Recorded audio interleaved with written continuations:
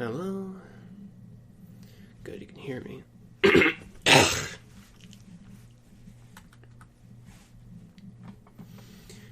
Hey, yo, it's Erwin, also known as Sam Lambert. This video is going to be, pardon me, this one is going to be audio only, but there'll probably be a picture of text on it. So, alright. Excuse me. So, in this video, I'm going to further go on using the FM transmitter and using a positive frequency on that.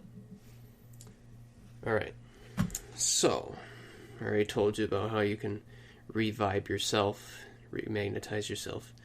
With that, that's a term that's used for being revibrated to, like, say, a good or bad feeling. And the electro, which is the heat. Alright, so today I'm going to tell you about using multiple frequencies, wave writing, and amplitude fluctuation. Alright, so right now I have my wireless headphone transmitter I got in August 2010. That's on a longer wavelength than this FM transmitter is on. So right now in this particular setting, that wireless headphones transmitter, it's on a low frequency, and it's on a longer wavelength. FM transmitter is on a shorter wavelength, but I got it tuned to 96.5. Yeah, 96.5. That feels like 960 Hz tuning. Alright. So, first of all, when I was playing with a Casio keyboard, I did some little experimenting where I turn off the reverb and turn on the reverb. The reverb has a widener on it, which adds two more frequencies, two more tunings to it. To what I can feel, it's about, like, you have your center that you have regardless of the reverb, but then there's, like, when you put on the reverb, then there's a frequency that is minus 2.3 hertz lower than the bass, and then there's another one that's 2.3 hertz higher than the bass. So then when I figured out with the widening and all that, is that actually when you, like, push a key, even just a single key, you actually feel the three different frequencies kind of dominating. Like, one will be dominant for a while, two will be dominant for a while, and three will be dominant for a while. And yeah, I figured out what that is. That's not just you could do the reticular activating system where you, like, concentrate on something. You can focus and hone in on a certain frequency and you focus on it, and then you kind of amplify it in a way by having the one frequency that you're focused on. So you could listen to 440 hertz and 432 hertz at the same time, and they do what they do, but you can use your brain to focus on which one you want, and then you, like, as you think about the one you're honing into on, then you, like, send that through your nervous system, then you start to physically vibrate that way. Alright, so yeah, think about challengers from DBC Budokai if you want, and see if the person next to you starts saying something about it. They won't necessarily know. They probably will just disregard it as something within them, which is a whole other thing. But I don't know if I want to get into that here. But anyway, all right. So we'll try to get back on track. So you have these three frequencies. The reason why, at least with my own experiments here, is that this is a result of wave writing. What happens is that because they're, like, different frequencies, and so you're going to have, like, these fluctuations. So if you generate 440 hertz and 432 hertz and you look at them separately, they look consistent, but when you mix and render them and then you look at the waveform, you see it actually fluctuates a little bit. So you see what I'm saying here. So the wave is actually getting temporarily, dominantly rode by one and then the other, and the other goes back and forth. Now, with the octaves, with this setting, with the widener, A4 and A3 will have a different experience than A4 and A5. So how about that? Yeah, you can do some pretty cool stuff with that. So, with that being said, alright, so I have these two transmitters in two physical locations, so that's one factor you can have. The other factor is how much power they output, which is another factor. And just from that, you can get quite the results. And you can go to the next room, go in the bathroom, and pace back and forth in there if you want. Depending on the powers of the transmitters, depending on the wavelength of them, depending on the position of them, you can really create your own little environment just with those two alone. And, alright, so with that being said, oh lord, the waves are coming. Or is this hopping around a little impossible for me to figure out? I don't know. Alright, so go on to the next thing here. It can be a double-edged sword. Now let me explain that.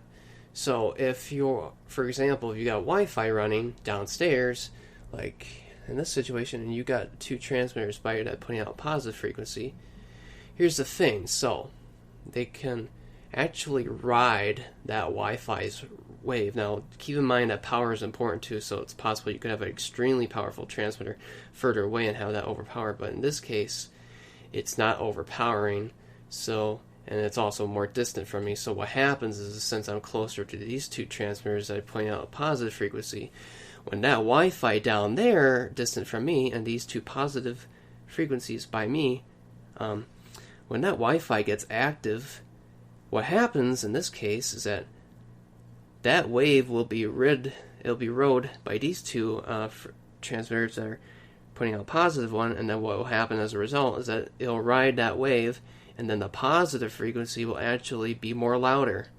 And keep in mind that this can go the other way around. If you have these transmitters up here and then you decide to go downstairs and sit by the router, then the sword can go the other way and you can actually be more hurt. So you gotta be careful with that. Alright. The other part is that while you have these transmitters going and you have them on a positive frequency, you might be saying, okay, great, they're giving me a positive vibration. But what if they take me over to the point where that's all I'm getting and my body is not able to do the other frequencies that it needs to in order to operate properly? And my answer to that is, well, that depends on the power, that depends on how long you're by them.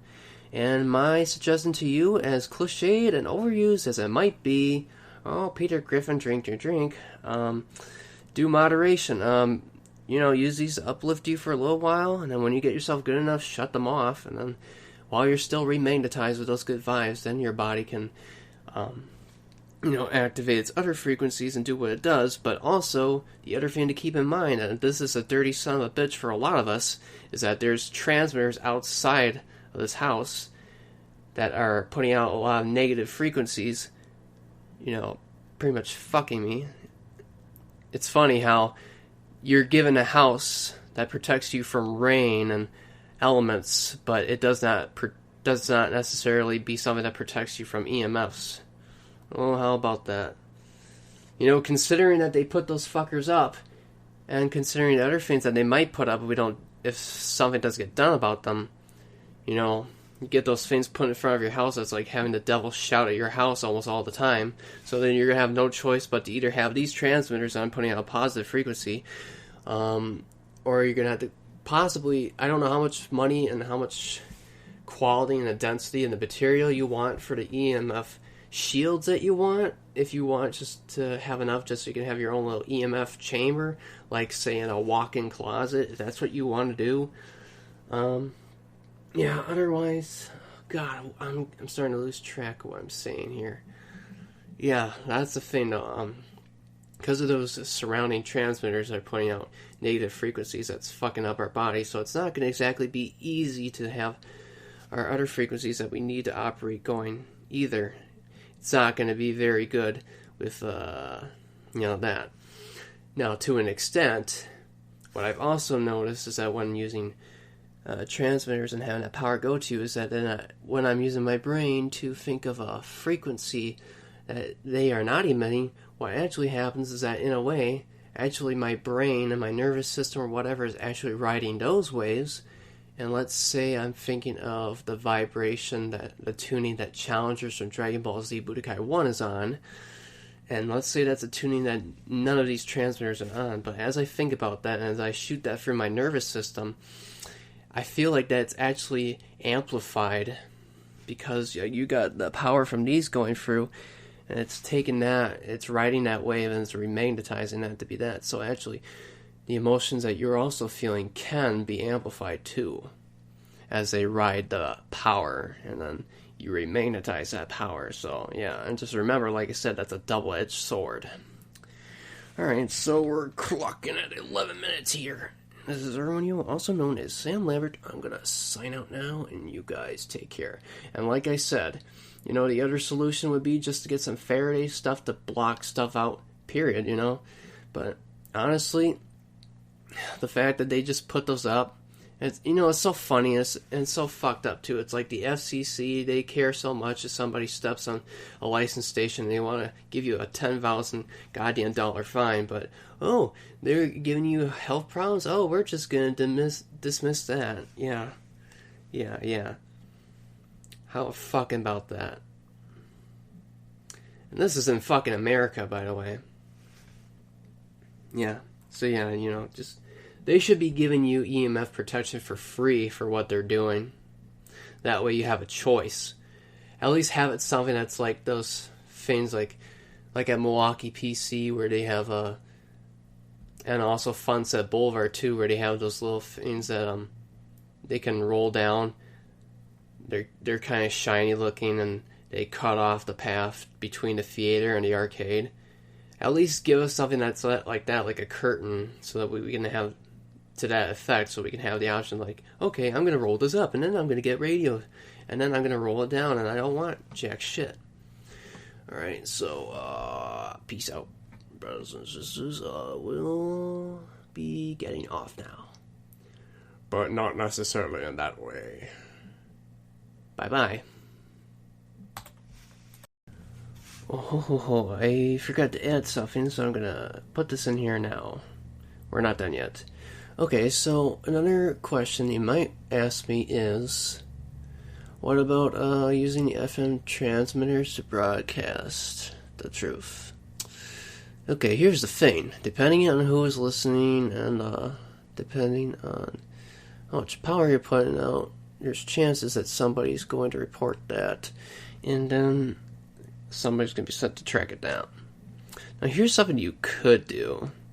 Not saying necessarily people are going to decode it like half the population will necessarily consciously, perceivably decode it in their lifetime, half the population. But what you could do is a laser mic effect, which is you shine a laser through one side of the window, and then you have a photocell receiving that beam from the other side of the window, and you have that glass in between shaking, and then then you get the audio and you can actually make out what people are saying. So have the transmitters on but have no actual audio running through them, like modulation wise, like it can still be silent as far as listening on the radio is concerned.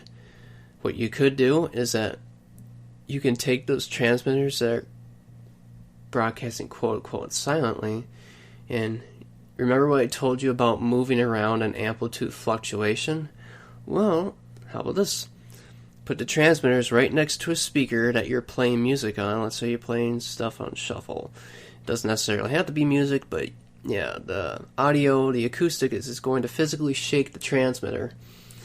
And as it does that, the transmitter physically moves, and it's going to do that accordingly to the audio.